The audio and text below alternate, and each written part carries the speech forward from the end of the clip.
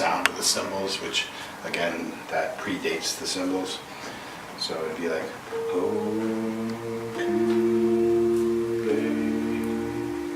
and then there's 4 Kodamas, specifically for Reiki, and then there's 75 in total. One of them is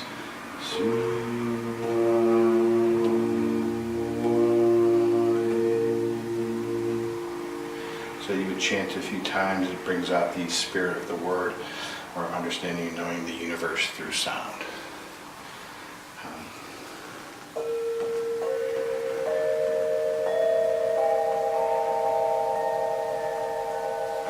So we'll get together with people and I'll teach them the chant, and everybody will get a set of 3 bowls, and then everybody will play the bowls all at the same time, and we'll do the chant together. So we're working in harmony, we're working with our voice, so it's vibrating our thymus gland, which boosts our immune system, connecting with the actual sound while we're using the voice to connect with the sound of the cymbal to then be generated into the air. And then we put a treatment table in the center for a person to lay down and actually receive the sound and the chanting. So it's like a supercharged Reiki share, utilizing the sound, utilizing the chants, and then the different bowls. Here's another set.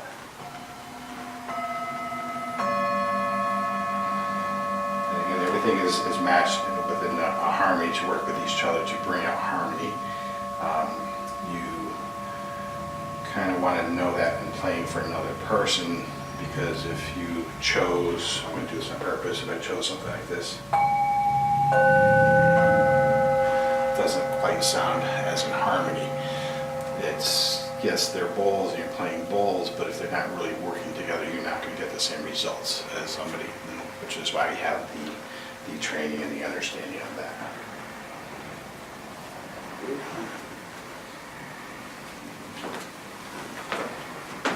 So this collect.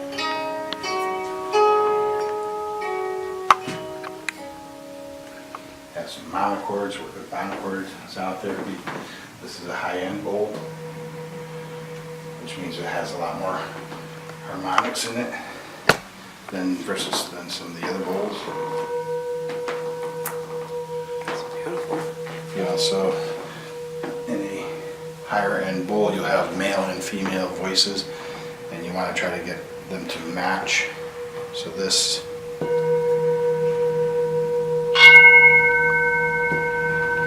showing both the voices, the male and the female, and they'll ascend and descend together.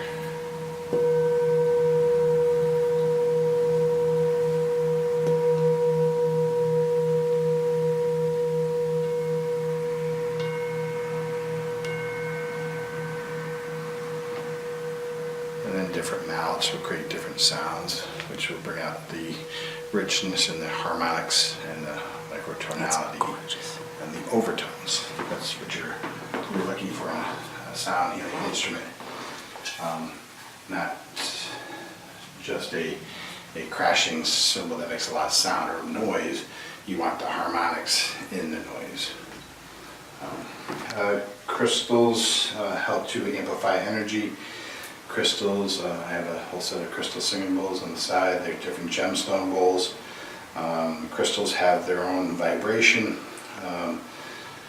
Crystals are used in all of our telecommunications and cell phones and computers. They store, they transfer, they conduct information. Our body is also mostly salt, Right. Which is crystalline, which again helps you with your cellular memory, how to allow the body to send the chemical electromagnetic signals throughout the body. So the crystals can help amplify that.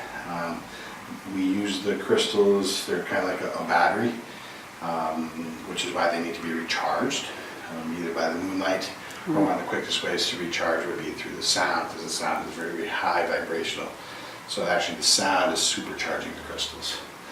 So you're working with the elements during the Reiki or with the sound, because sickness or disease or illness, disease, usually is meaning a lack of one of the elements.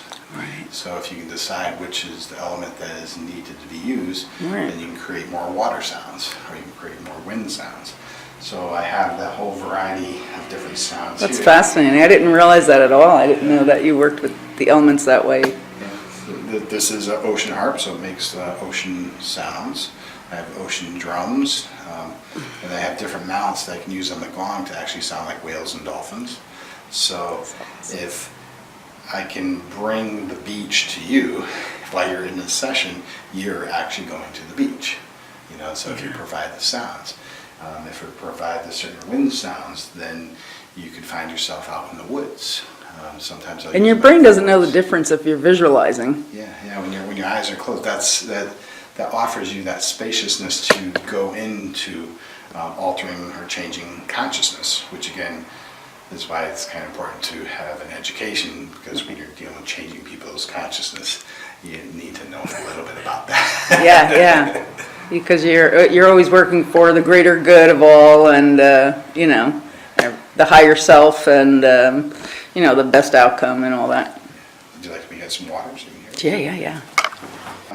Well, that goes all the way back into Greek mythology, so that's been used to go in and calm all kinds of different things. The monochord, I happen to hear about, well, actually it goes back into Pythagoras tuning, using the monochord, the single string, which uses to figure out the vibration of a harmonic series of creation. It was based on the monochord. But then I learned about monochord therapy and using it on a person's back to open up the blockages in the spine to allow chemical electromagnetic signals to flow through.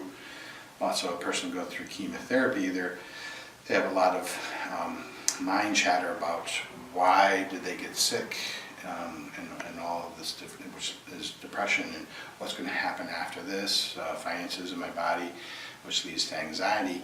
And when you're going through the toughest struggle of your life, being present is very, very important. So anything that you can do to help that person stay present is going to help amplify the body's natural need and wanting to heal itself. Mm-hmm. So the so-called sound healer, it's not really is providing something, but what we're doing is we're educating, or we're trying to help a person open up their own innate ability to make their body want to heal itself. Right. So it's not necessarily... Which our body does want to do, Yeah. if you give it the right amount. So this is an ocean harp.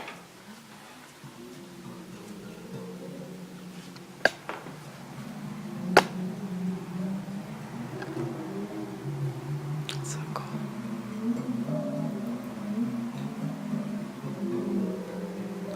What would you determine as somebody who would need more water? A person that has too much air, too much fire, because fire can help put out water.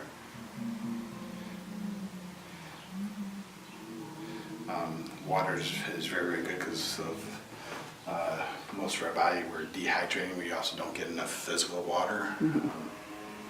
Plus all the different aspects of water in general. Even like when we go to take a shower, if you can imagine that instead of the water going down the drain, that the shower water is working with your energy field, because it's going through, helping you with release negative ions, which boost your immune system and your energy field itself. But that mixing of it with a person that does Reiki, you're now charging that water. It goes down the drain, but you can envision or ask it to go ahead and start to cleanse the water treatment centers, which water evaporates, so it rises up in the clouds, which then rains upon fields and farms and animals. And So with your thoughts, you're asking that water to continue to heal the planet, yes, if we can. go much further. Right. So the television. And our intentions can change matter, so. So that Good idea, thank you for telling me, I'll get on that. mix with the rivers and oceans and crystals too. If you program or set your intentions with a crystal and then you donate it and throw it into the water, it's going to continue to work with the water. And the water again evaporates, comes down, and then this helps with the cycle, feeds bees, feeds our world, Good to know, so on and so forth. that's awesome. Either during the full moons or they do the 21-day walk or even the 40-day walk, where they carry the conch shells to blow, to signal, not only for different animals that they're coming through, but the sounds themselves. It's a very, very high pitched sound that universities actually have proven that it destroys bacteria in the air. So when the lamas, monks, or gatherings of people would blow them around water holes before they went into the water, they're also helping to cleanse and to alter, change the water before they worked with themselves. This is a wind instrument, so providing a sound of a wind. So say if someone had a cold or a wet cough, so would you say in that instance they would need air, or if someone's talking so much, does that mean they have too much air? Well, there's a lot of times people have or chest breathers, so we don't really get a lot of oxygen in the lower part of the body, so we actually need longer, deeper, slower breaths. But also, like colicky babies, they're not able to sleep, so if you were able to provide a sound of a wind instrument while they're trying to sleep, they're going to harmonically match to that, and that can actually help colicky babies.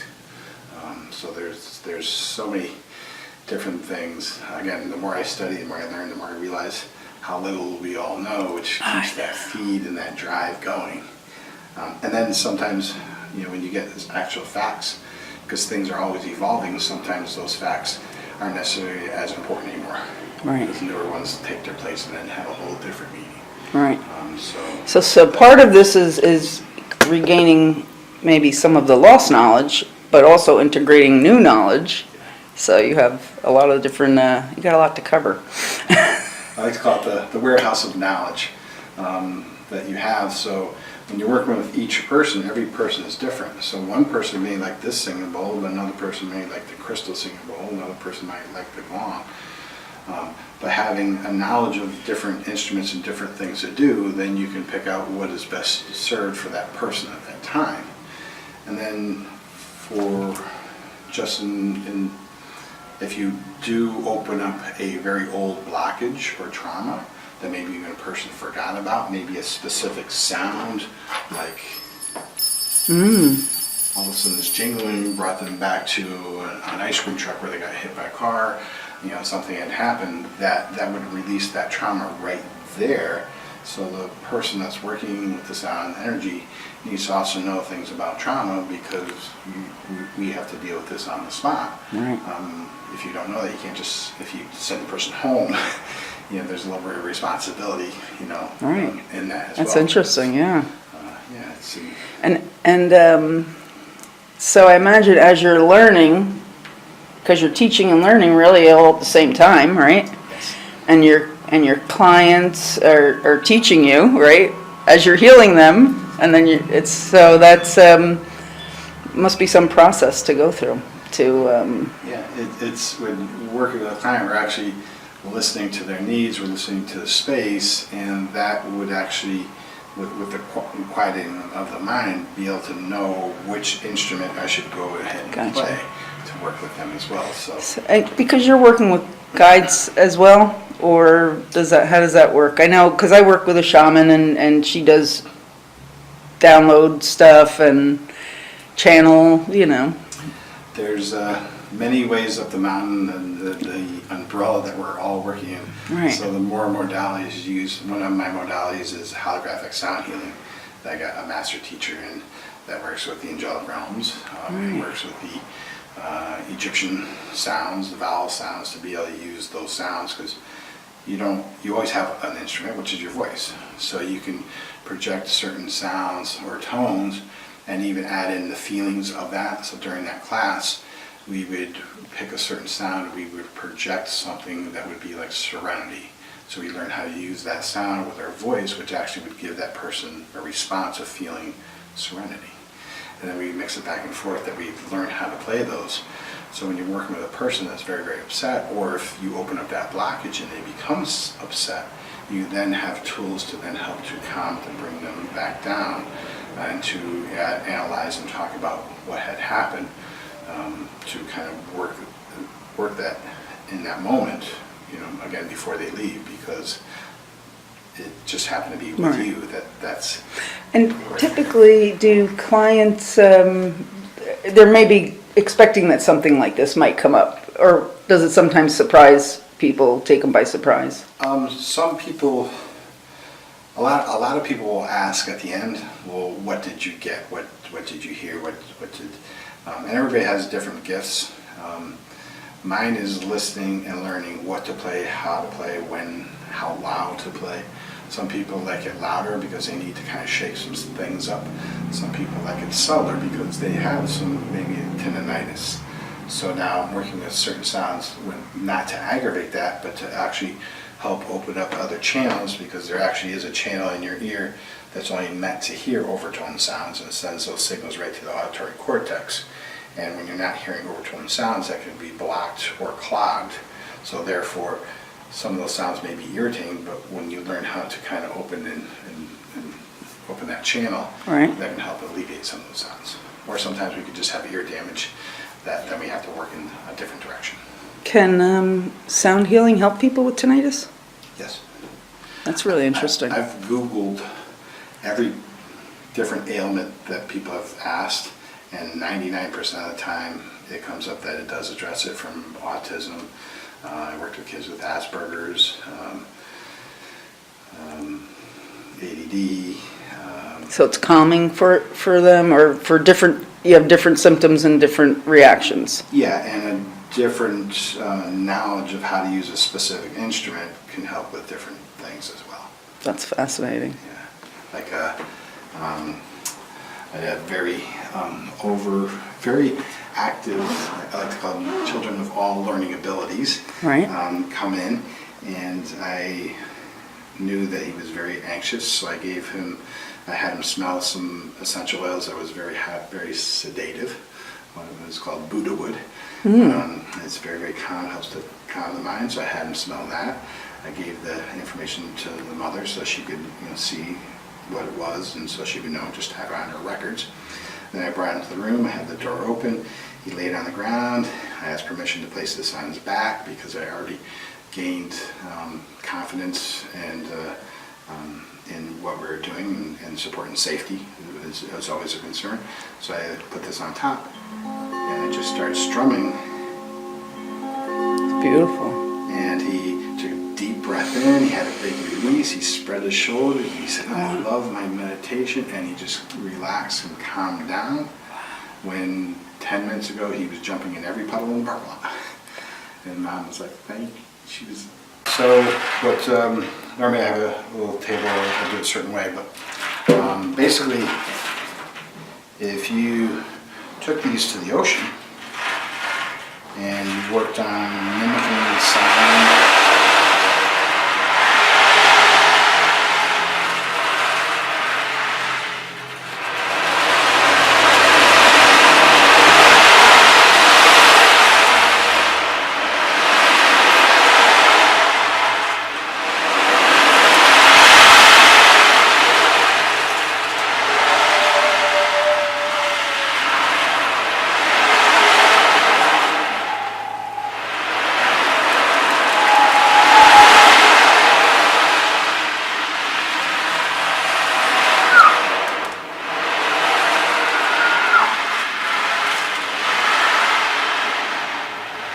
and if you brought these to the ocean, you're basically getting the ocean in your body, you're remembering the feeling, how to play, so then when you play for another person, you're bringing the ocean into them, but you're also allowing them to go to the ocean.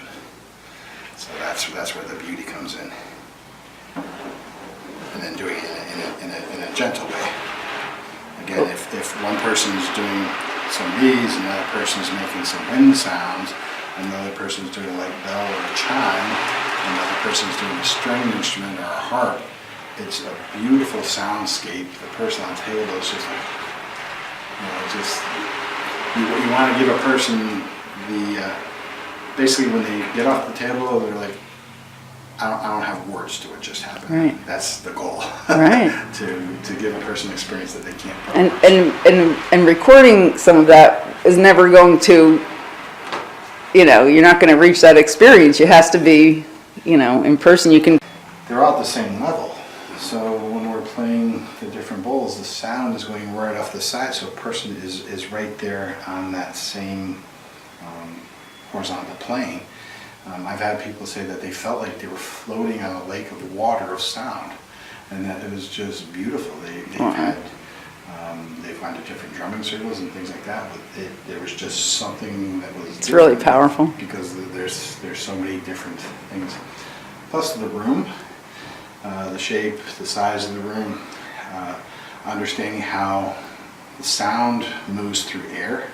So understanding that this room is like a ocean or pool of air, to be able to move the sound in a certain way will get the flow to come back. So finding the certain spots that allows that to happen is important. Just like the opposite, when I teach sound classes, I have people think of dropping pebbles in a fish tank and watching the ripples roll out. Well, the water goes out, then interacts with the container, and then comes back in, and they work off of the other ripples too, which is understanding how the sound waves are moving. But what happens in the corners is the waves flutter.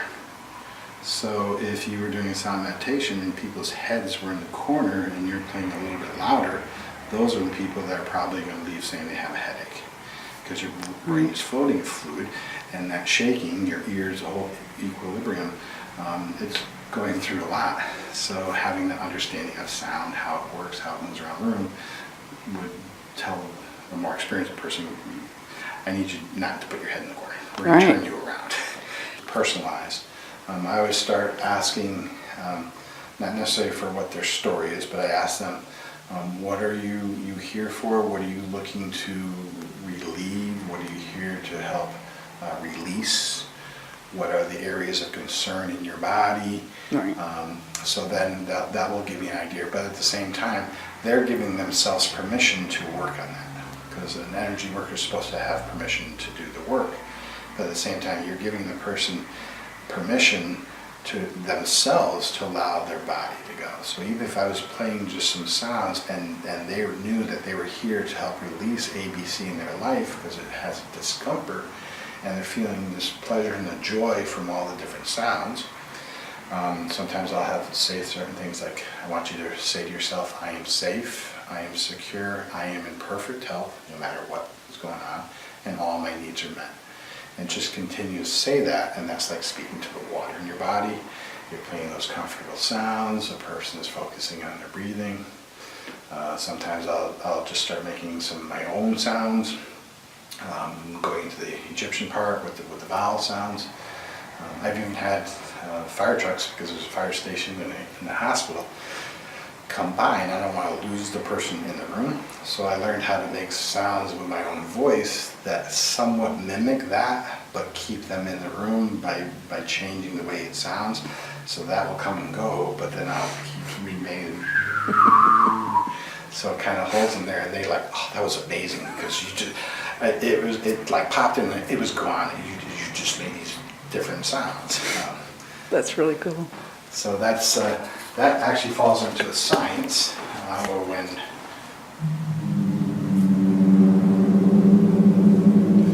you don't necessarily have to play a big gong loud, but you can hear the softer sounds much easier.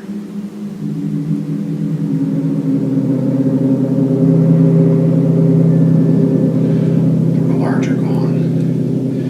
And if you're doing energy work, like Reiki, a person will energy out their hands, they're always facing the person. So if I'm on the side, I'm playing into the heart of the gong's making the sound, well, that's where my energy work is also going too. So I'm applying the Reiki through the gong. But if I play the gong the opposite way to the wall, if I'm doing energy work, Right. it's not going to the people, the sound. And so there's a little, these are some things that again, that we're taught. Right. It's Because a different sound. It goes from the treble into the bass. So we actually play every single little, we learn every little single spot, so we can find the different nodal points that sound different than other points, and then be able to use those to create more sounds.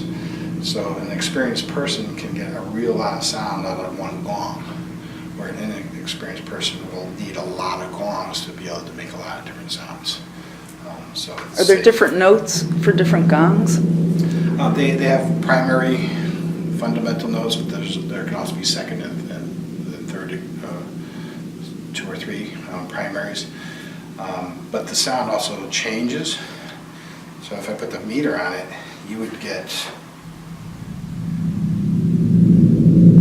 right there. You could probably get 100 different sounds because of everything that's happening within So there. powerful.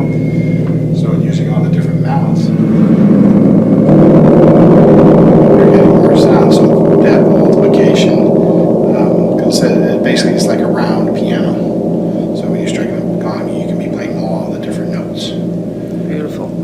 And that's with a handmade, has different thicknesses, and every part is different because it's hammered.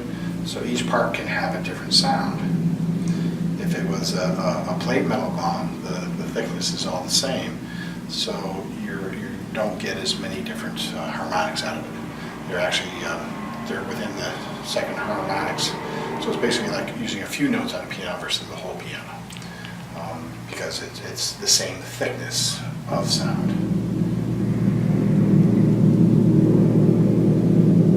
And then if they're in a planetary series, they actually tune them, so they scrape them to create a certain frequency, because that's when the hypes, to create a planet.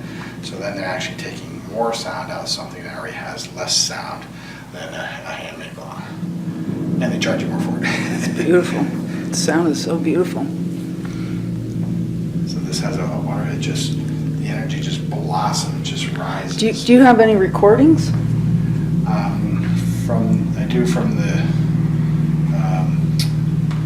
drone orchestra. Right. Nothing. I'll have them go up to scale, I'll have them go down, I'll have them switch hands. But kids with, say, Asperger's, once they learn how to do something, they pretty much got to stay doing that. So when I start to turn it, I'll watch, and I'll see their facial expression, like, they're struggling a little bit, which I want. I kind of go into that area, but still have them say, but you're still making beautiful music. Even though life is not going exactly the situation, the pattern that you thought each and every day is going to go, but you can still have beautiful things happen with the day that doesn't fall into that path. So that kind of helps. That's nice. In that. That's awesome. It's like a little xylophone, or? Yeah, it's called Free Notes. Earlier you were asking about the talking. Sometimes, I'll say a little bit of things. I've started singing This Little Light of Mine, and sometimes also people cry like, oh, that was pride. I really need to hear that. So I'm just listening to what needs to be heard. This is another monochord. It sounds like a sitar. That's beautiful.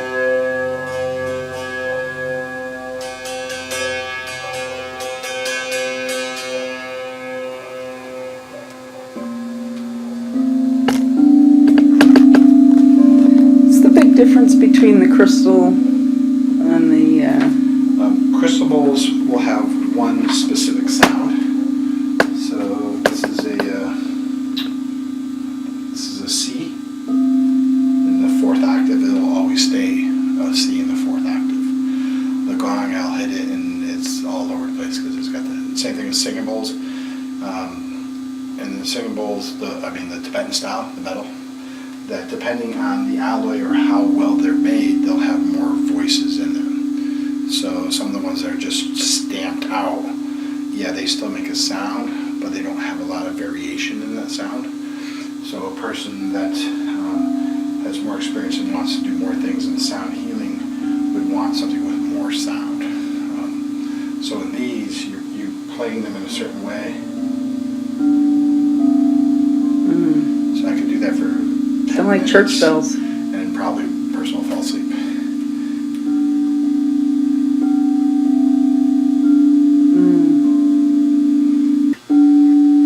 People say that's the sacral chakra, but this is a D.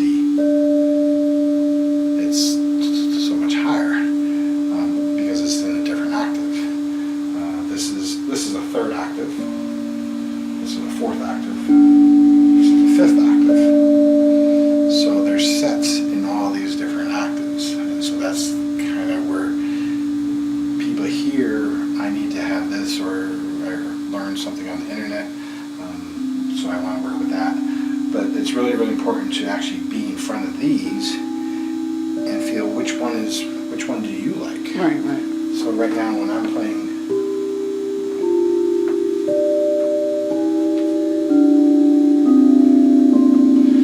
which sound do you kind of I like that gravitate blue to? one, that small blue This one, one? yeah. That's beautiful. So you wouldn't know that buying over the internet. Right, exactly. Well, it's a D, but you may end up getting this D because you don't necessarily know it's going to come in which octave. And then how to sing it.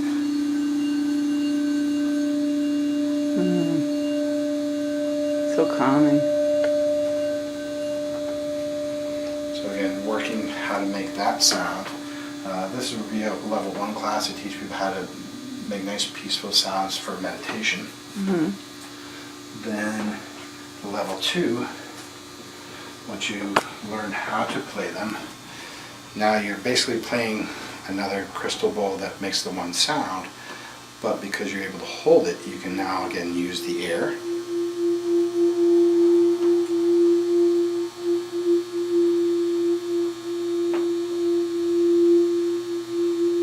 And I can actually use the air to keep it going. That's beautiful. So if you were, now I work with on a more of a therapeutic level, so if a person was on treatment table and their head was over here, I could work with this to help to calm and clear some thoughts.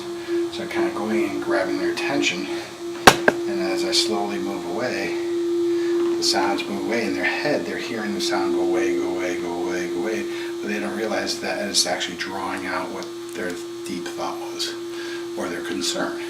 Nice. You know, what are you here to release? And we work on moving that. That's awesome. Also work on hearing, so you can kind of flick it towards one ear, flick it towards the other ear, in that category. And then there's these, which are tingshas or Nagani bells. But these again were adopted by Buddhism. This is a Bonpo instrument.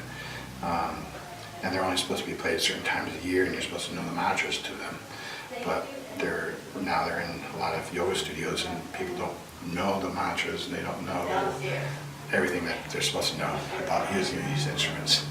They're beautiful. I took 2 classes on these to make sure I got it right, because there's a lot of information, and there's a lot of important work that you can do with these.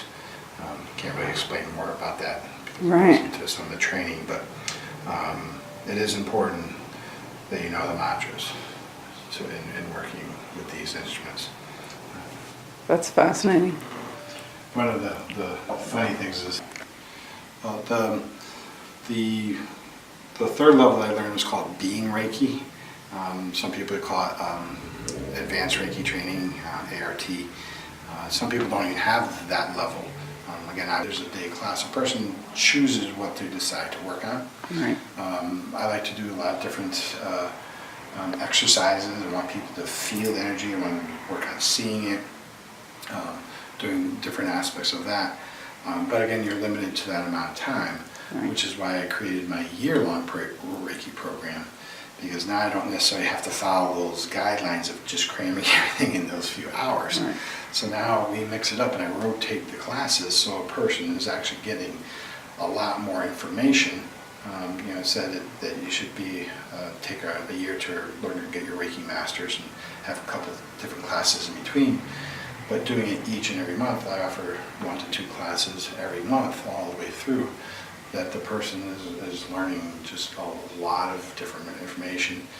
This month we're working how to teach kids and actually putting together a whole kids program. So one person just came into the class, and it works out perfect because we're teaching how to teach kids, and she just came in, and that's at the beginning stage.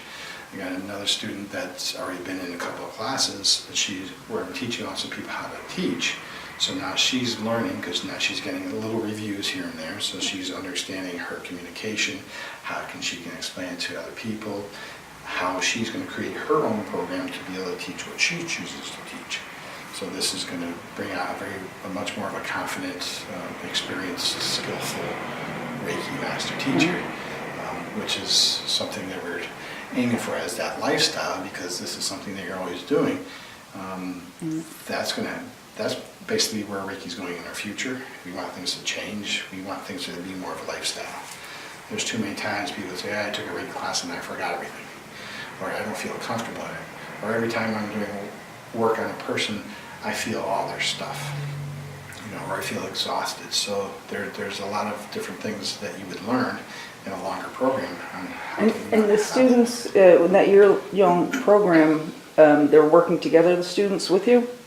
Multiple students, so they're learning from each other as well, right? Yeah. And that's beautiful. Yeah. The people that have been there longer, again, they're seeing it from a different angle, because they already took it. There's nothing wrong with little reviews. I'm not reviewing the whole class. The mind of the beginner. Yeah. In martial arts, if I was a martial arts teacher, you have a certain amount of basics, and you're putting basics together in different ways to then make it more exciting. So you're still working on the basics, but you're learning new stuff that's in between. So I'm able to teach all levels because of the rotation that I teach. I do the same thing with sound. We'll work a certain instrument, and the next one we'll work a different instrument. Sometimes we'll blend the two together. Right. So wherever you come in, you're still going to learn something. And I offer the class at a more affordable price for each month than versus just the day class. Right. So. And so it was interesting. Did you just start doing constellations yourself, or? Yes. Yeah. Yes. So I saw that. I've been doing constellations down in Trumbull for a little bit, but I met Wayne. So I was keeping an eye on what he was doing, and so that seems interesting. And tell me a little bit about what you're using. Wayne's coming here Wednesday. Mm-hmm. So what I did is I start off doing a brief description of what sound is and how we're using the soundscape. And it works perfect for what he's doing, because he's setting up the area once he sets and opens up the intention.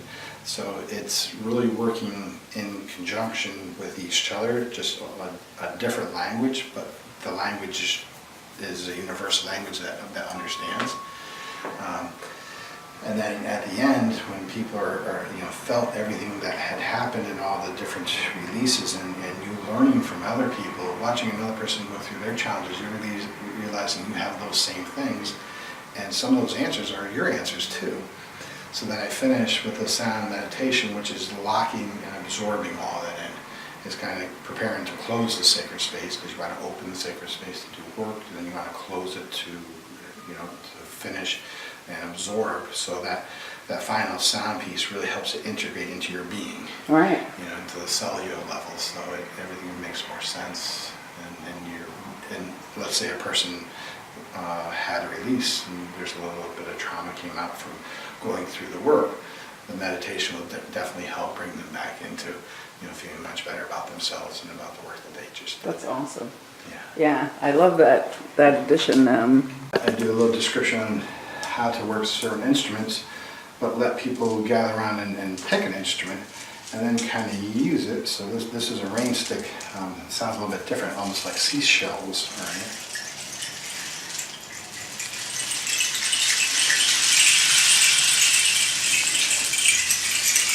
You have to move it.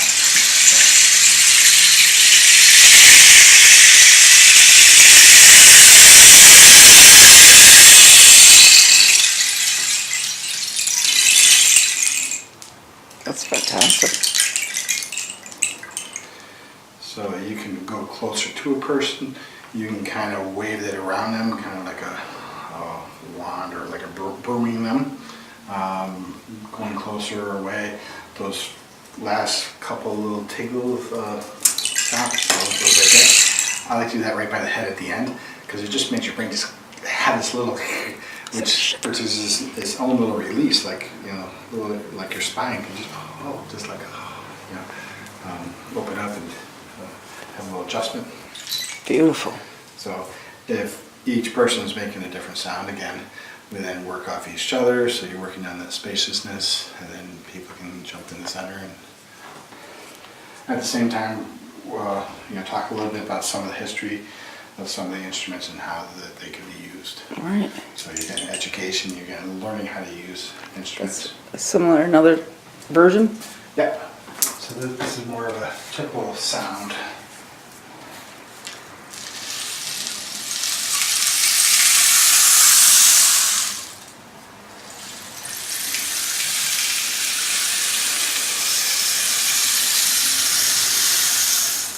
Surprised you ever leave this room. I have a lot of people don't want to leave when they get here. Again, the Sound Museum. Yeah. He has a few guest people coming in, and one of them is the Bonpo Lama that's going to be showing his part in how to... Here? No, in Pennsylvania. Pennsylvania, all right. Yeah. And he's actually doing something at the end of this month, so that'll be my third time working with him. It's just incredible, but it's really unique because people will come in and say, I'm working with kids, or I'm working with this, and I need a certificate saying that I work with sound. Like, all right, well, I have this year program. No, I need it quick. Like, all right, well, I have a singing bowl class, you can take that and get a certificate. And like, yeah, that's all I need, which is fine. But a person that really wants to do more really should, learn more. Go deeper, yeah. And in our classes, we did play the gongs for 10 days, and the 7 days of the learning, the 7 days of the mind. Now, after all, this is 3 years later, now we're actually going to work on people. We had to learn all, plus read 20 books before we get to work on people, then we go for our masters. This thing is, we are teaching people for our future, or he's teaching the teachers of our future. So, I'm teaching, another round. Right. He only takes 11 people a year out of the United States. People who come in out of... What is his name? Mitch Nur. Does he write as well, or? He's a PhD, he's a researcher. He's like the Indiana Jones of sound. Wow. He tells stories about being in the jungles and working with the shamans, and there's just incredible experiences. But he has something else called the Soundworker Cookbooks. There's 4 chapters. So I've had a couple of the chapters here where we just worked on a couple of instruments, and then the next chapter we were on a couple of different ones. So we're really aiming at the history, the authenticity, and he has his collection is more like a museum quality. So he brings in the very, very old, very rare instruments. I actually held the Long Life Mantra book, the script. I held some very, very original, authentic Reiki pieces, that he did in his class, and it's just incredible. Wow. So that's on top of all the other classes that I got. But this titanium bowl, I learned, there's another titanium in the corner, that I was working with a person that had a titanium hip replacement. And when I came around with this bowl, she said that her hip got really, really hot. Like so hot that she was going to raise her hand saying there was something wrong. She didn't. She sat with it and she kind of followed the sound. She's just watching what was going on. And then when eventually I descended into the sound, she said that the heat went away. And when the heat went away, the chronic pain that she's had for the last 3 years went away too. And she went to all these doctors after she had the hip replacement. They couldn't do anything but get her medication. She was trying to get herself, she was going into the sober life. She was getting off all the, I'm just going to have to... Do you think it was like a past life injury or something? Who knows? There's a couple ways that you can think of it. What I got was the titanium in the bowl helped to merge the titanium sound. So I was kind of feeling that the natural vibration of the titanium implant was thrown off somehow while it was being implanted, and then the sound of this was of the same That resonance and it... to now get that back. Maybe it accept, yeah. The other thing is that maybe it got to vibrate a little bit, that maybe there was a nerve stuck and that vibration helped to stick it, so it could go into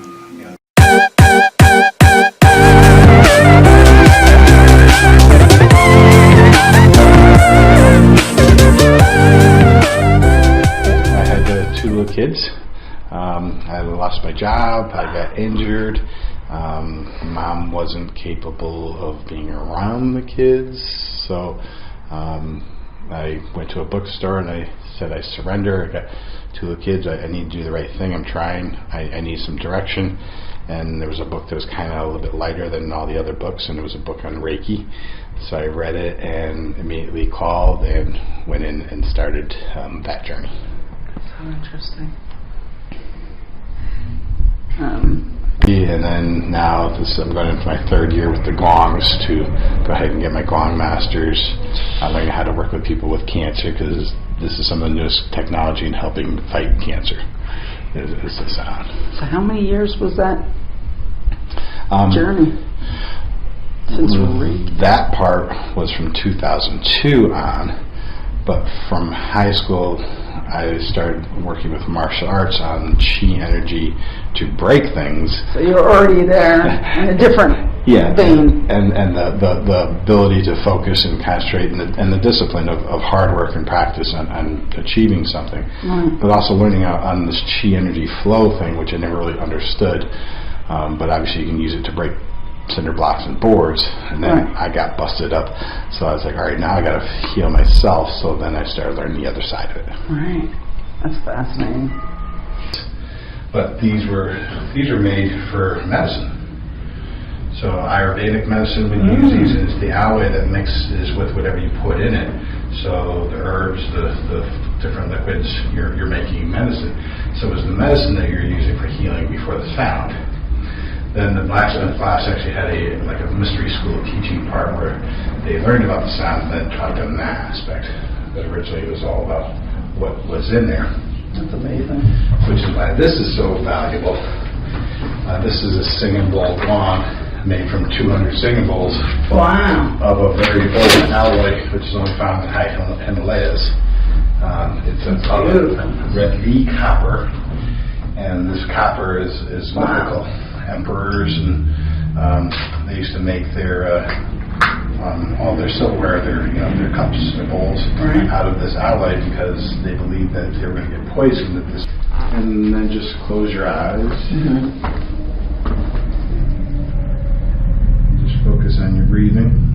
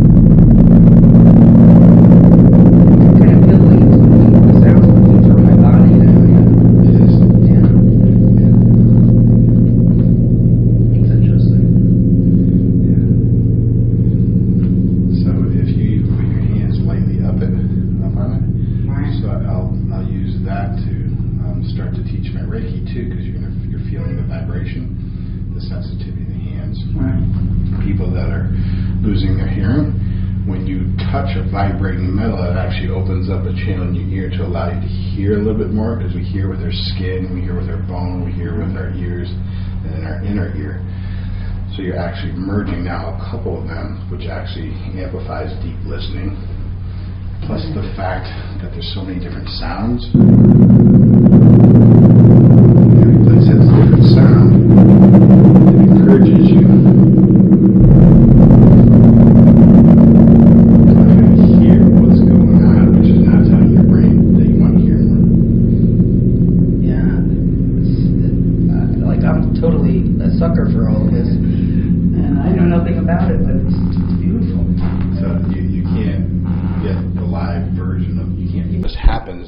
from there was the Reiki class at Kripalu, and I was laid off, so I was collecting. I had babysitters, But they were doing the Reiki 1, 2, and 3. 3 was being Reiki, not masters.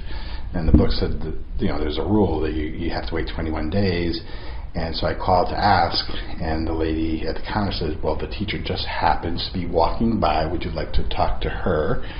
I told her what was going on with my kids, and once I got to work, I wouldn't be able to take that time off again. So she said, then life set you up, you need to come. And of course, a year later, I did get my master's, but yeah. I train a lot of people. I teach probably 11 different classes, so between all those different classes. And then I have the private sessions or group sessions, but then I also teach like teachers, and I go into universities, and next week I'm going into Bristol Hospital, and I have another function, New Haven, a couple other places that are... So how do you keep all that straight at this point, because you're so busy? I have a business coach. Good, that helps. Helps me keep on track. But right. Yeah, I'm pretty. Because you got a lot happening, and so you're also doing healing sessions. You're teaching, and you transport these too. Yeah, I had to get a newer, bigger vehicle to support, and one of the rules is don't buy a car and can't lift. So I figured out that's the largest one, 54-inch, on how to lift it. It just fits in my truck on a slight angle, so I can transport it. But there's 4 Kodamas specifically for Reiki, and then there's 75 in total. One of them is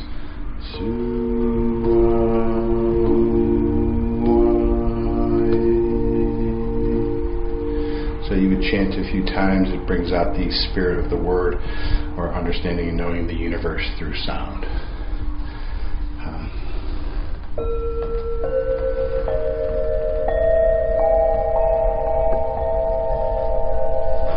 So we'll get together with people, and I'll teach them to chant, and everybody will get a set of 3 bowls, and then everybody will play the bowls all at the same time, and we'll do the chant together. So we're working in harmony, we're working with our voice, it's vibrating our thymus gland, which boosts our immune system, connecting with the actual sound while we're using the voice to connect with the sound of the symbol to then be generated into the air.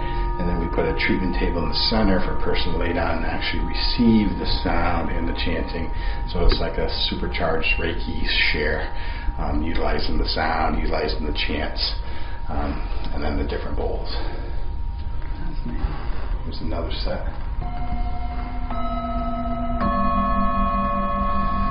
And again, everything is matched within a harmony to work with each other to bring out harmony. You kind of want to know that in playing for another person, because if you chose, I'm going to do this on purpose, if I chose something like this, it doesn't quite sound as in harmony. Yes, they're bowls and you're playing bowls, but if they're not really working together, you're not going to get the same results as somebody, which is why you have the training and the understanding of that.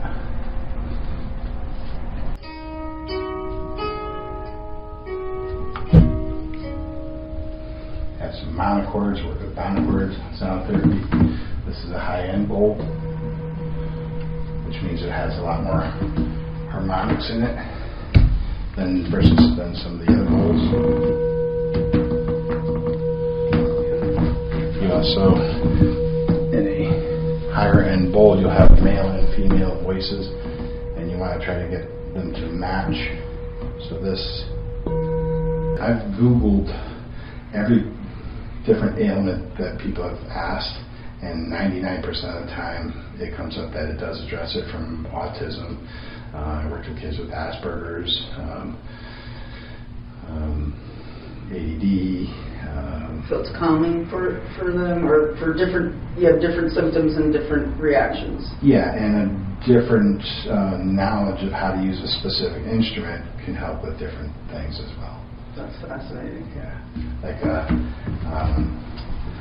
very very active children of all learning abilities come in, and I knew that he was very anxious, so I had him smell some essential oils that was very sedative It's called Buddha wood. It's very, very common, helps to calm the mind, so I had him smell that.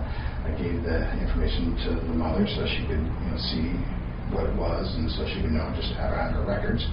Then I brought him to the room, I had the door open, he laid on the ground, I asked permission to place this on his back because I already gained confidence and in what we were doing and support and safety was always a concern. So I put this on top and it just started strumming. And he took a deep breath in, he had a big release, he spread his shoulders, he said, I love my meditation, and he just relaxed and calmed down.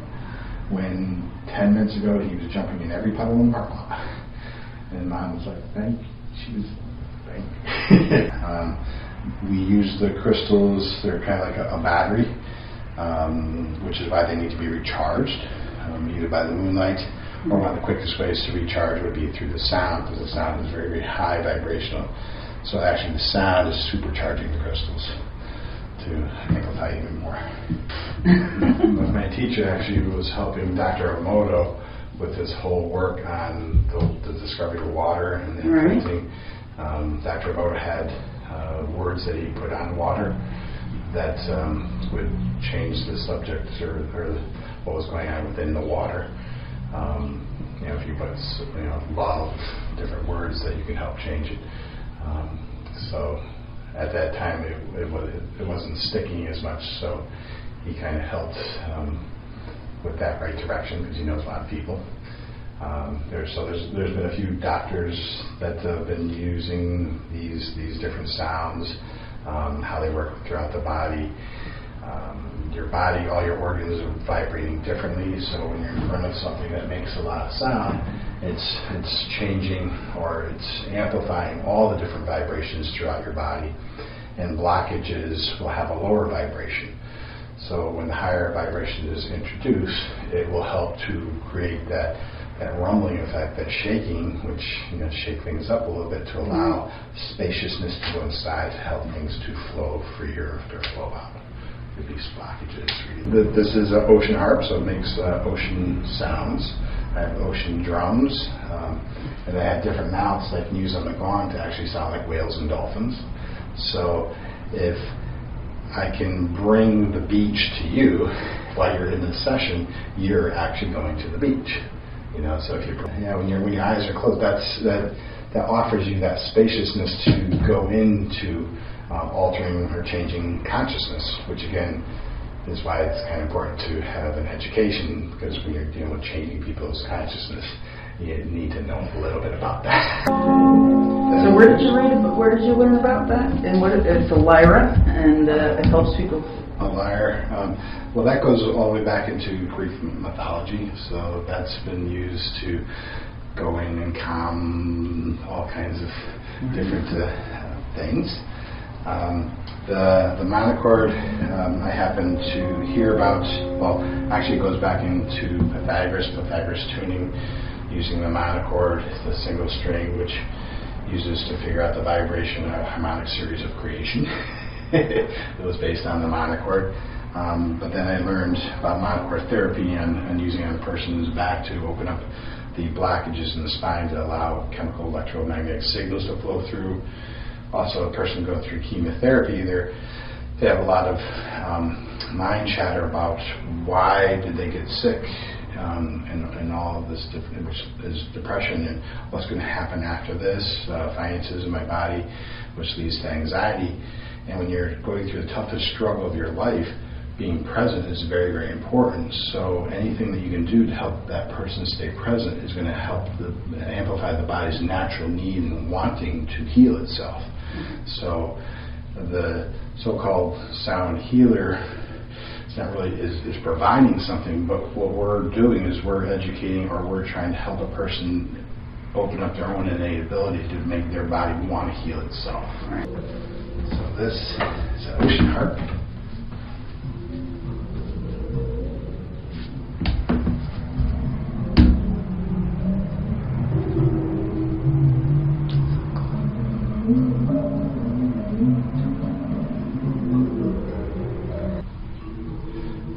Water is very, very good because of most of our body, we're dehydrating. We also don't get enough physical water. Plus all the different aspects of water in general. Even like when we go to take a shower, if you can imagine that instead of the water going down the drain, that the shower water is working with your energy field because it's going through, helping you with release negative ions, which boosts your immune system and your energy field itself. But that mixing of it with a person that does Reiki, you're now charging that water. It goes down the drain, but you can envision or ask it to go ahead and start to cleanse the water treatment centers, which water evaporates, so it rises up in the clouds, which then rains upon fields and farms and animals. Yes, conch shells are actually, they had a very important role in Reiki. Conch shells were used up in the Himalayas, where they came from. They would go on their evening journeys. They would go out either during the full moons, or they'd do the 21-day walk, or even the 40-day walk, where they would carry the conch shells to blow, to signal, not only for different animals that they were coming through, but the sounds themselves. It's a very high-pitched sound that universities actually have proven that it destroys bacteria in the air. So when the lamas, monks, or gatherings of people would blow them around water holes before they went into the water, they're also helping to cleanse and to alter, change the water before they worked with themselves. This is a wind instrument, so providing a sound of wind. Well, there's a lot of times people have or chest breathers, so we don't really get a lot of oxygen in the lower part of the body, so we actually need longer, deeper, slower breaths. But also, like colicky babies, they're not able to sleep, so if you were able to provide a sound of a wind instrument while they're trying to sleep, they're going to harmonically match to that, and that could actually help colicky babies. So there's so many different things. Again, the more I study, the more I learn, the more I realize how little we all know, which keeps that feed and that drive going. And then sometimes, when you get actual facts, because things are always evolving, sometimes those facts aren't necessarily as important anymore. Because newer ones take their place and then have a whole different meaning. Right. So part of this is regaining maybe some of the lost knowledge, but also integrating new knowledge. So you have a lot of different, you got a lot to cover. I like to call it the warehouse of knowledge that you have. So when you're working with each person, every person is different. So one person may like this singing bowl, but another person may like the crystal singing bowl, another person might like the gong.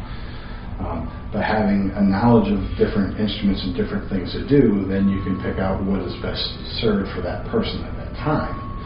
And then for just if you do open up a very old blockage or trauma that maybe a person forgot about, maybe a specific sound, like, and there's different levels of how people use the gongs. We're through this 3-year process. I'm going later on this week, or this month, to go work with a Bonpo Lama. He has 6 doctoring degrees. His monasteries and medicine keepers of the world. They provide different information. The medicine keepers of the world. Yeah, they've discovered that 75% of all ailments are created within the brain.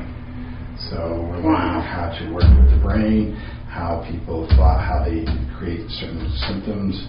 The placebo effect is said to be like one of the medicines of the future. The no placebo effect is just as important. Right. Don't go out in the rain, you're going to get sick. Water doesn't make you sick, a virus makes you. We have 20 books we have to read and rate reports on all the books, and one of those is, of course, something, the biology of belief. Okay. So your belief system actually does. Yeah. And our goals don't necessarily meet the requirements of what we were taught when we were living. Right. Once we learn what things are helping us and what things may be holding us back, then we can decide to change some of that mindset into correcting, making those adjustments. But when providing sound and positive reinforcement, and a person can let go, they can actually transform into a place that is beautiful for them. Right. And when they come back, you're almost choosing what kind of body you're coming back to. So you don't necessarily have to come back with all the stuff that you do. And memories from the past, every time we relive them, they're slightly different. So even though we think that childhood was the same memory, it changed so many times throughout the years that the falling of mankind was falling from the heart into the head, and the ascension is actually ascending from the head back into the heart, because your heart has brain matter. You can think, you can feel from your heart. In fact, anything that you want to succeed in, if your heart is not in it, you will not succeed. Your heart's 6,000 times more powerful. Magnetic than the brain and 100 times more electrical than the brain. So that feeds our energy field. And again, everything has to work with the energy field. You can sense when you walk into a room how the feeling is in the room, or how people feel. Police officers, military are trained to feel certain things. They actually teach Navy SEALs not to stare at who they're going to be attacking, because the mere looking is actually could be letting them know that you're coming. So these are very, very powerful things. Positive, negative, free will, your choice. But that's also coming out into your energy field. That's why some people can see different colors of different emotions, which is also why if going to change a certain, I want to change my auric field, if you invest a lot of money and things like that, that can change with a phone call. So actually learning what it feels like to change that state of being, that would be a little bit more worth your investment, because you have the power of changing and adjusting all these other things versus seeing what's around you at that moment, because the moon changes all the time. My mom went in for a removal, and I went to go see her a couple of days ahead of time, and obviously she looked the way she looked. I spent an hour with her. I brought the monochord, I played some different sounds, I gave her some different affirmations. I just sat there and was present with her to help keep her out of the fearful states. And when I left, I took a picture of her. My whole family says that that's one of the most beautiful pictures. She was glowing, and this is 3 days before she's going in for the surgery. Then I walked in with her, and instead of her talking about the surgery, she kept saying, "Oh, this is my son. He does Reiki," And so I helped her stay in that moment, and she was out of the hospital. She was supposed to stay there a couple of days. After one day, they said, I was working with a person that was getting ready for an organ transplant. So we were working with his body to help communicate with his body. So I would create the different sounds to kind of open up that feeling, to feel more within. And I had him talk with his body, saying, okay, we're going to be making some changes, and I'm going to need you to kind of work with these new parts, and I want to experience perfect health. So the whole meditation was based on accepting this new organ, the situation and everything, which helped to calm him down, make him more peaceful. And this actually goes way back in time, because most doctors' offices used to be near water, running water. The mere sound of running water helps to calm a person down. So if a person is going to a doctor to seek treatment, and knowing that there's so many different things in the way, if you could provide certain calming sounds, a sense, some art therapy, you're starting to relax a person. So then when you're talking to them, you can actually go right down into what's really bothering the person versus all the things that are kind of in the way. Basically, if you took these to the ocean and you worked on mimicking sound,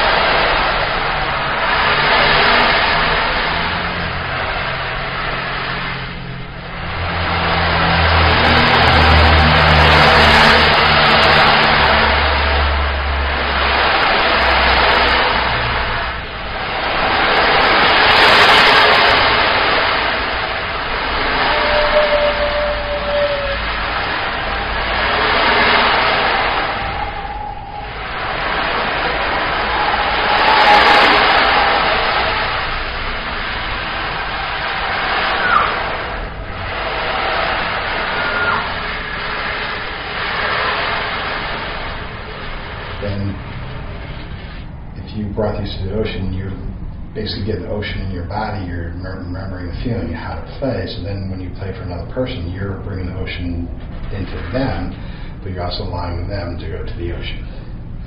So that's where the beauty comes in. And then doing it in a gentle way.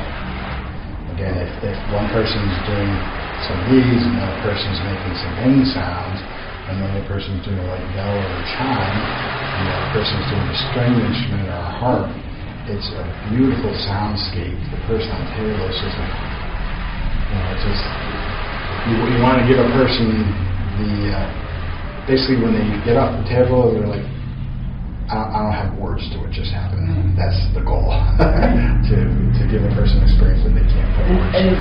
When I set up these like I'll put the treatment table in the center, and I have the other tables around the outside. They're all at the same level. So when we're playing the different bowls, the sound is going right off the side, so the person is right there on that same horizontal plane. I've had people say that they felt like they were floating on a lake of water of sound, and that it was just beautiful. They've gone to different drumming circles and things like that, but there was just something that was different because there's so many different things. Plus the room, the shape, the size of the room, understanding how the sound moves through air. So understanding that this room is like a ocean or pool of air, to be able to move the sound in a certain way will get the flow to come back. So finding the certain spots that allows that to happen is important. Just like the opposite, when I teach the sound classes, I have people think of dropping pebbles in a fish tank and watching the ripples roll out. Well, the water goes out, then interacts with the container, that comes back in, and they work off of the other ripples too, which is understanding how the sound waves are moving. But what happens in the corners is the waves flutter. So if you were doing sound meditation and people's heads were in the corner and you're playing a little bit louder, those are the people that are probably going to be saying they have a headache, because your brain is floating fluid, and that shaking, your ears all equilibrium, it's going through a lot. So having that understanding of sound, how it works, how it moves around the room, would tell a more experienced person.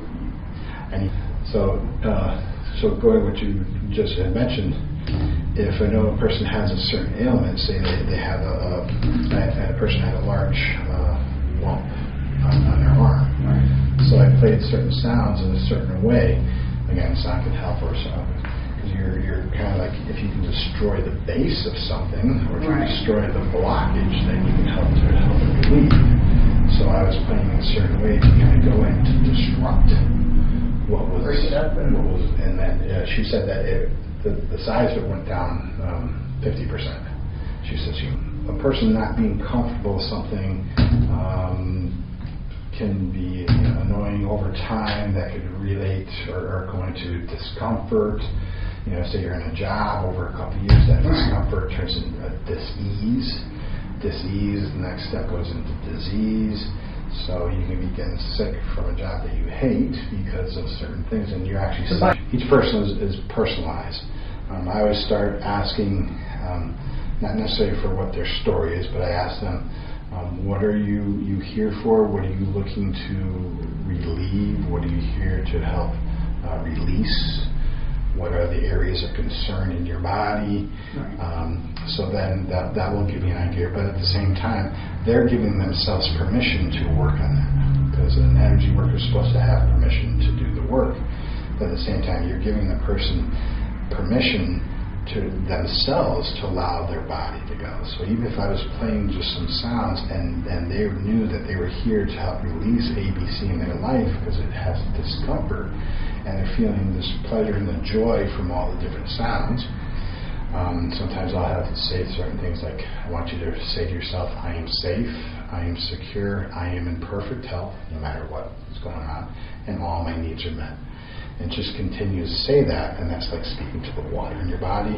You're playing those comfortable sounds, the person's focusing on their breathing. Sometimes I'll just start making some of my own sounds, Going into the Egyptian part with the vowel sounds. I've even had fire trucks, because there's a fire station in the hospital, come by, and I don't want to lose the person in the room, so I learned how to make sounds with my own voice that somewhat mimic that, but keep them in the room by changing the way it sounds. So that will come and go, but then I'll keep making, so it kind of holds them there, and they're like, "Oh, that was amazing," because it like popped in, and it was gone, and you just made these different sounds. That's really cool. So that actually falls into a science, which is called the acoustic theory, which is providing different sounds that a person's never heard before. They don't know where it's coming from. You're allowing them to have an experience that is unlike anything else. Usually with your eyes closed, you can have that experience. Whales and dolphins that I'll allow a person to kind of wander off to.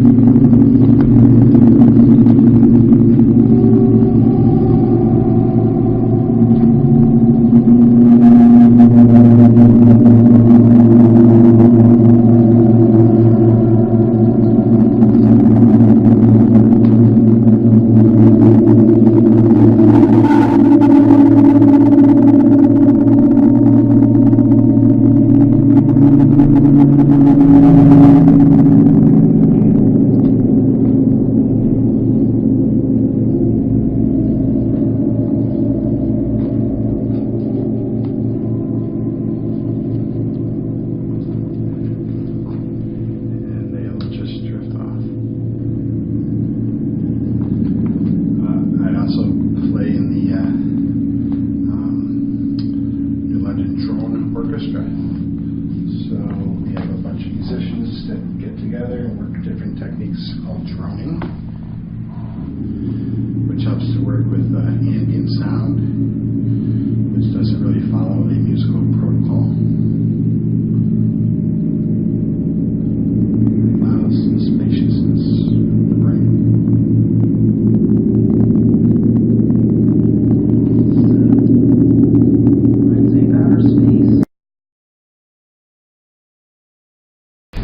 But in playing these, also understanding the direction, like this right here, this is actually set up backwards,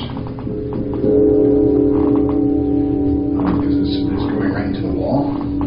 So if you have a large gong like that up against the wall, and you'll see most people actually play this way, that all the sound is getting slammed into the wall and then pushed outwards, because it's using the air.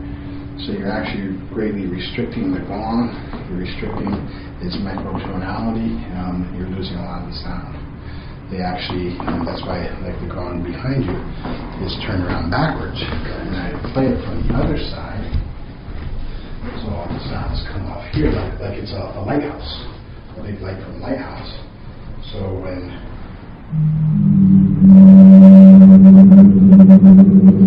you don't necessarily have to play a big gong loud, but you can hear the softer sounds much easier.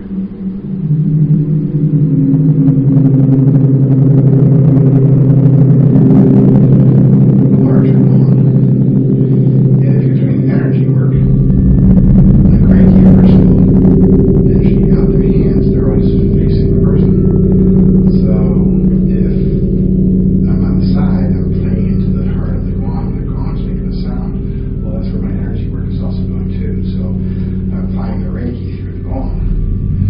But if I play the gong the opposite way to the wall, if I'm doing energy work, it's not going to the people. And so there's a little, these are some things that again, that we're taught.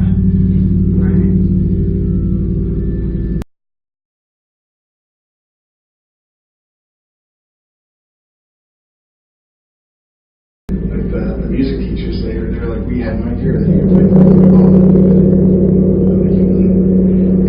Every spot has a different sound. It goes from the treble into the bass.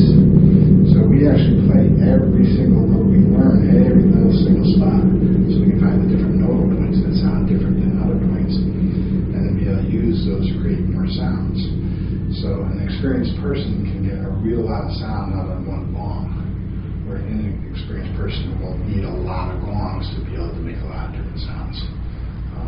Are there different notes for different gongs?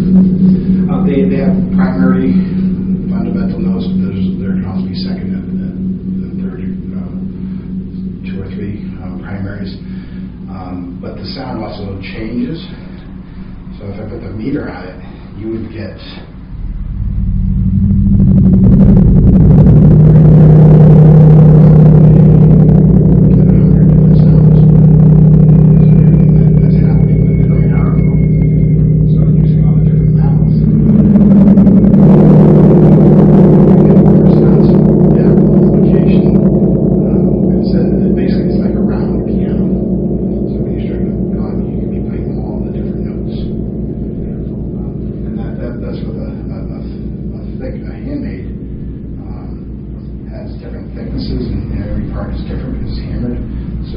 can have a different sound.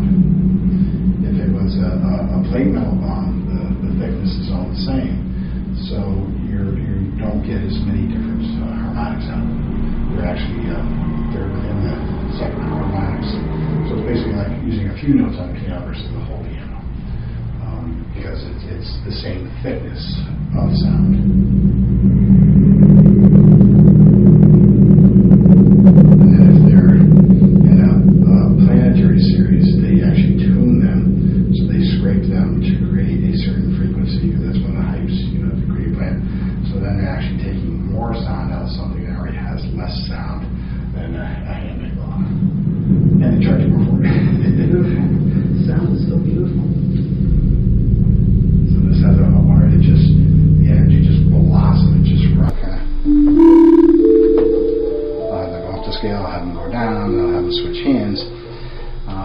Kids with, say, Asperger's,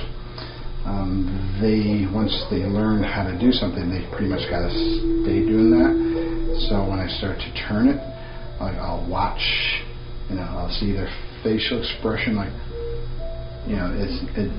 they're struggling a little bit, which I want. I kind of go into that area, but still have them say, but you're still making beautiful music. Even though life is not going exactly the situation, the pattern that you thought each and every day is going to go, but you can still have beautiful things happen with a day that doesn't fall into that path. So that kind of helps things. I've started singing This Little Light of Mine sometimes, and all of a sudden people cry like, oh, that was I really need to hear that. So I'm just listening to what needs to be heard. This is another monochord. It sounds like a sitar. Beautiful.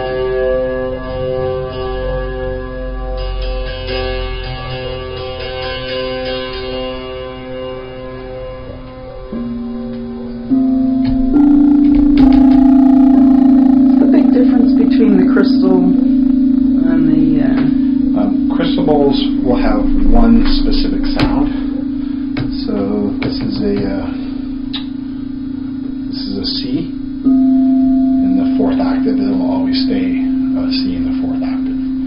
The gong, I'll hit it and it's all over the place because it's got the same thing as singing bowls. And the singing bowls, the Tibetan style, the metal, that depending on the alloy or how well they're made, they'll have more voices in them. So some of the ones that are just stamped out, yeah, they still make a sound, but they don't have a lot of variation in that sound.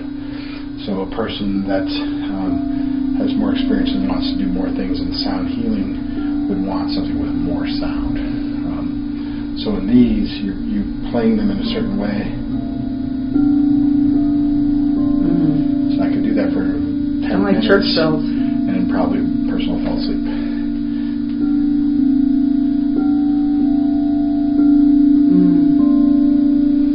And there's different sounds. So when I teach people how to hold the handles the right way, how to get the most use out of different mouths, to understand the notes and the sounds, and to kind of educate them from some of the traps or the things. Companies want to sell stuff, so people are always talking about, I need the whole chakra set. Well, if you had to hold the piano, which notes did you want to take home? There's 88s, so that would be the same thing. Like, this is a D. people would say that's a sacral chakra, but this is a D. It's so much higher because it's in a different octave. This is a third octave. This is a fourth octave. This is the fifth octave. So there's sets in all these different octaves, and so that's kind of where people hear, I need to have this, or I learned something on the internet, so I want to work with that.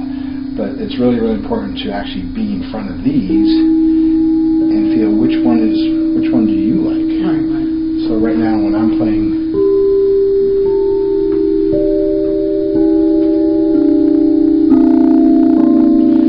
which sound do you kind of I like that gravitate blue to? one, that small blue one. This one? Yeah. That's beautiful. So you wouldn't know that buying over the internet. Right, exactly. It's a D, but you may end up getting this D because you don't necessarily know if it's going to come in which octave. And then how to sing it.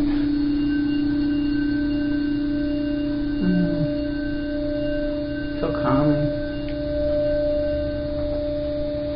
So again, working how to make that sound.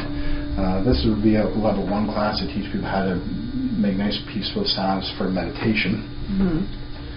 Then the level 2, once you learn how to play them, now you're basically playing another crystal bowl that makes the one sound, but because you're able to hold it, you can now again use the air.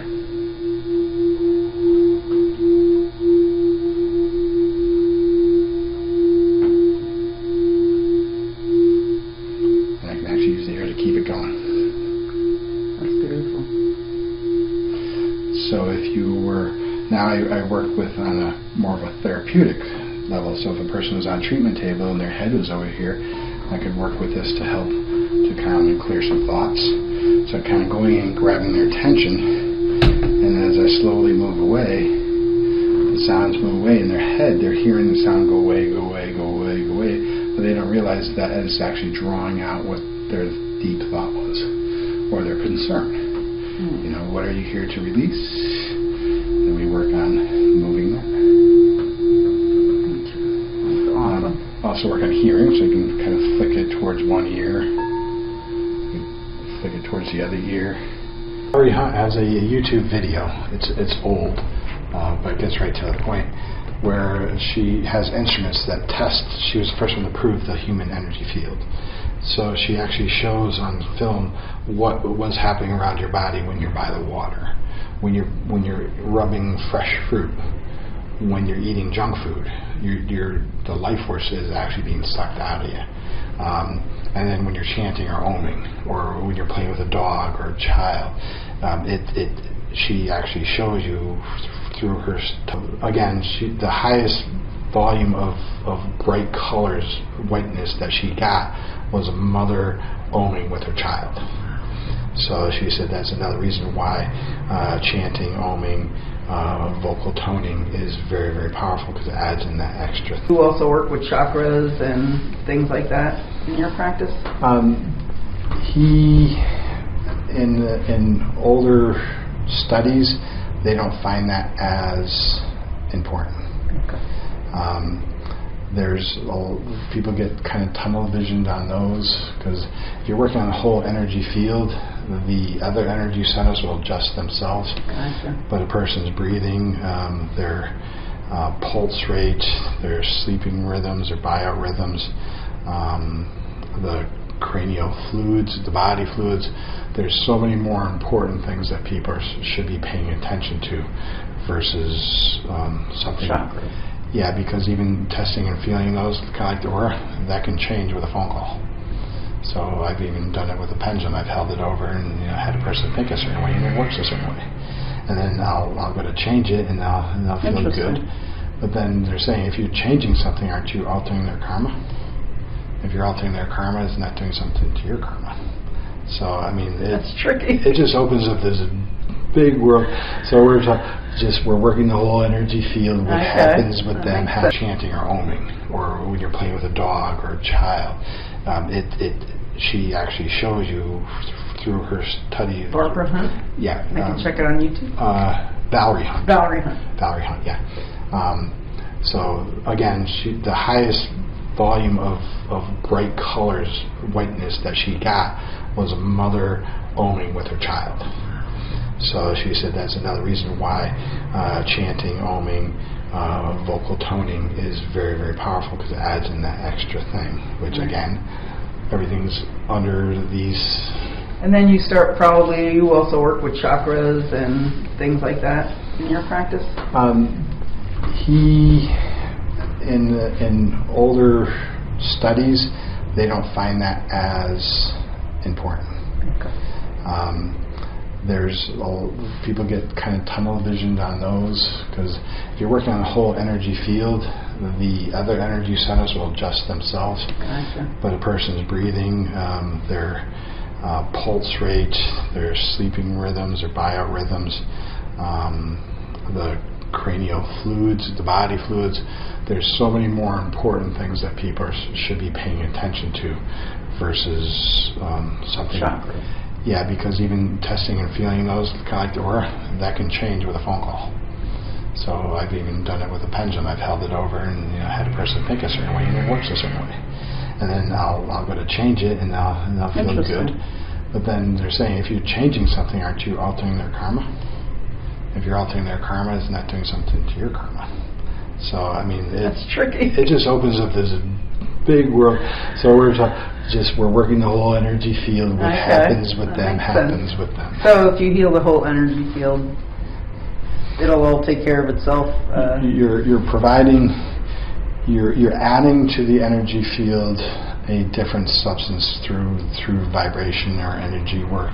You're altering the person's energy field. Right. Whatever is going to merge with them for their highest good, that's what the goal is. Right. And then having them find their own innate abilities. Like people come for a service, but you don't want them to really, most people say, yeah, I want to have a regular clientele. But you're actually getting that person to have an attachment to you, where it's also our job to teach them, hey, you have all these abilities inside of you, so I'm going to work on showing you how to do this yourself. And it may take some time, some classes, some instruments, but this is the goal, is to help you, not me help you. Right. And then that helps take the ego away from the person that's teaching it, because then they're not walking around like, I am the healer. Right. I'm providing a service to help people. That's awesome. Yeah. I love it.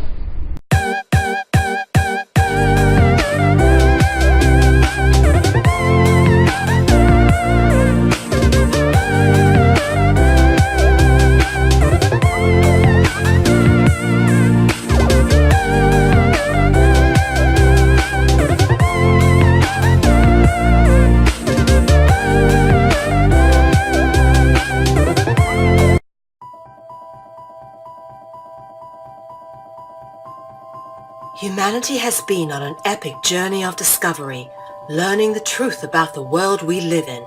New discoveries about the true origins of humanity, ancient history, free energy, as well as the systematic corruption of world governments are now on the forefront of our daily reality.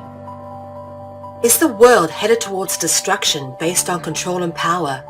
Or is an opportunity now being presented to shift and uplift into a higher consciousness?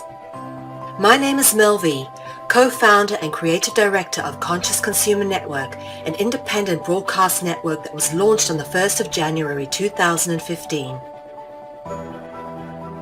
In the last 3 years, Conscious Consumer Network has broadcast over 2,800 shows in multiple languages, featuring guests from across the world, whilst creating media that is aimed at the creation of a free, fair, peaceful, just, sustainable world. Conscious Consumer Network provides full training and an interactive support network for all broadcasters, and we are always looking for inspiring and educational content. Hi, this is Lady Liberty. And this is Miro Siegel. In 2018, Conscious Consumer Network has expanded to multiple broadcast locations, increasing our availability and reach across the world, remaining on the cutting edge of independent media. If we wish to create a better world, we must first create better media, geared towards real education instead of indoctrination. You guys really are what changing the world is going to be about. It's educating kids at a grassroots level. Having become a pillar of stability in the turbulent world of independent media, we have even more going on in 2018. Conscious Consumer Network is a publicly funded network, and we rely on all of you to keep us on the air. Show your support for independent media by donating to our 2018 Network Support Fund. Dare to seek a better world. Support independent media.